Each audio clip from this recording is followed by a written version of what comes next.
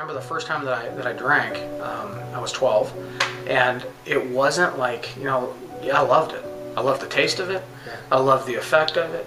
I was hooked immediately at 12 years old. I mean, I remember thinking, like, this is great. I mean, the taste, everything. It wasn't like I had to force it down and, you know, all that stuff. It was, I really just had a knack for it. And then smoking marijuana at the same time in that same year. Got into that, and then heavier drugs. Obviously, people like to call these things gateway drugs, you know, if you will, and what opens up other areas. You know, you're opening yourself up to wanting more and needing more, and other drugs are what open you up to that stuff. So, yeah, I went from that to, I was into cocaine for 14 years, ecstasy for, where I was for years, but pretty solid with it for about 3. Every hallucinogenic, you know, a lot of mushrooms, a lot of acid, every kind of pill prescription-wise, whether it be Oxycontin or methadone. And then meth was the one that I really, in the end, is what brought me to a place of complete desperation. And that's when I found God. That was the end for me. It was meth. When you had that encounter, were you instantly delivered from those things? Yes. Instantaneously. It was, and I didn't even realize it, bro. That's what's crazy. Is like it was supernatural, and I didn't even know. Like, I mean, I'd been up for the better part of 9 months straight, literally without, you know, hardly any sleep. You know, between 9 and 15-day binges, and then sleep for 24 hours, and then just do it all over again. It wasn't like, it was supernatural, leaving the activity that how I could operate at this time, and it was surreal to think back on, you know, and how the Lord, you know, it was always there, you know, and I didn't know it, but looking back, it's so crazy. He actually took me back through it. I remember the better part of that whole last chapter of the old Ryan, if you will, almost like as if it was yesterday. Wow. And the Lord, I believe, preserved that in my mind to keep me, to keep it fresh in me, and also to understand how to combat it with the Holy Ghost, you know, and how real this is, how real this spiritual warfare is, and that it is that our battle is not against flesh and blood. It's really not, you know, and it made it so real to me that I got to actually live out my actions and my choices and I saw way more darkness than I ever seen light. And I understood that the supernatural realm was very real, just with demonic activity in my life and being fully given over to it, you know, and seeing the power inside of it, which is a far less, it's a counterfeit power. We know this. Yeah. But at the time it was like, you know, I mean, I was just given to it, man. And so it's amazing how he preserved, you know, my memory and my mind and my physical, everything. You know, it's amazing. He does make all things new. Wow. And yeah, it's pretty amazing. He's very faithful, as we know. So let's say there's somebody out there watching this right now that's in the shoes that you were in love with meth, and just living life the way that you were. What would you say to that person, or what would you have wanted someone to say to you in that state? Man, you know, honestly, bro, I don't know how to answer that, because of the state that I was in. I believed with all of my heart that I deserved a special spot in hell. I mean, I believed it. Wow. Because I was raised in a Christian home. Like I was. So a lot of the times when I minister in jails and stuff, I see these guys and hear their testimony and why they're there, and you know, and people automatically assume like these people they're just no good and they belong there, and it's just whatever. We have no clue what their family background looked like, you know, or what their childhood looked like, you know, growing up in what kind of a home. And I actually had an opportunity to sit with one guy in particular that impacted my life massively.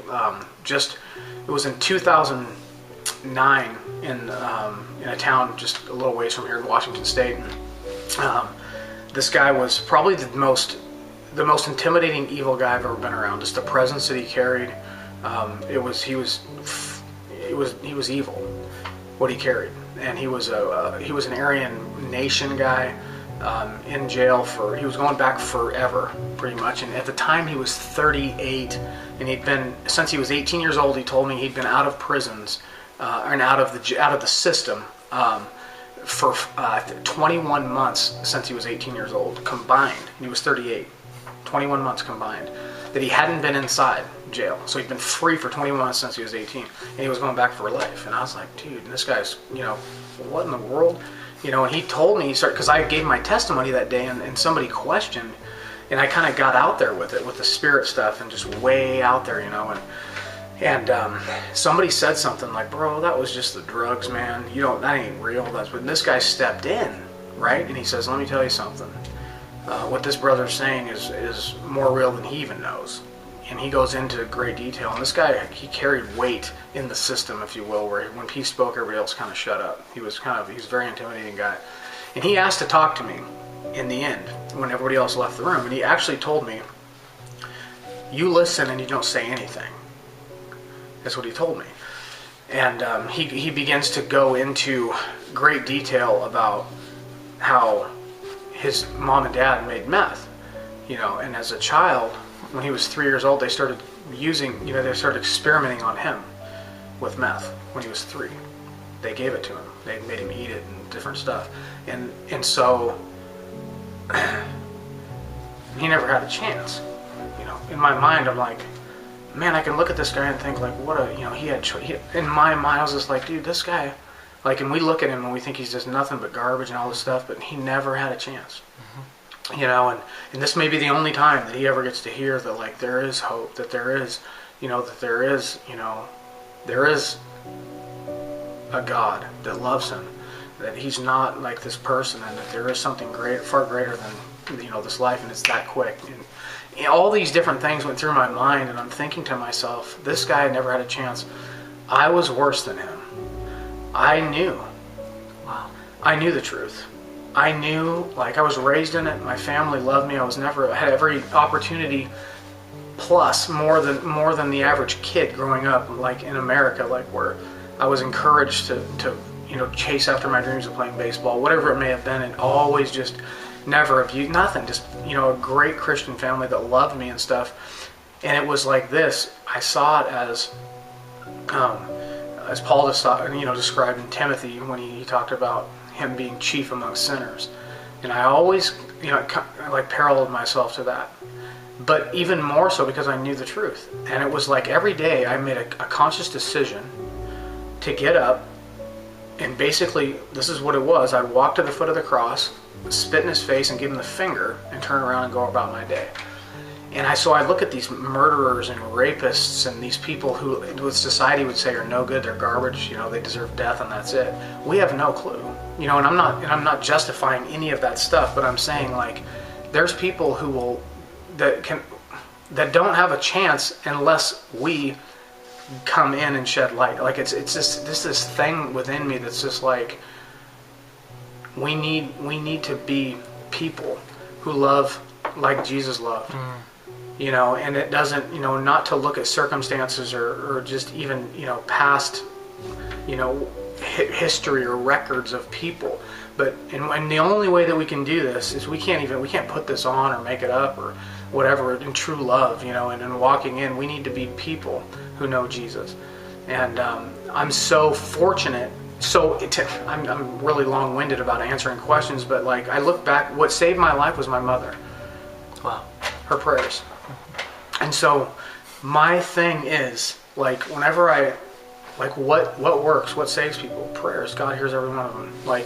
And my mom, she can tell you better than I ever could, as far as, but I remember the Lord, showed me some things when I was in Charlotte, as far as because I just recently lost another friend to overdose and stuff, and I really, and he didn't know Jesus, and I understood, I knew the gravity of where he was, and I was like, why him? I mean, he didn't do a tenth of what I was doing, and he didn't know, and all these things would go, and I was really questioning the Lord, not in a bad way, but I just needed to know, why me? Why did you save me? Why not him? What? I mean, I had more than ample chances and all these things, And the Lord spoke to me so clear, bro. And he said, "You want to know why?"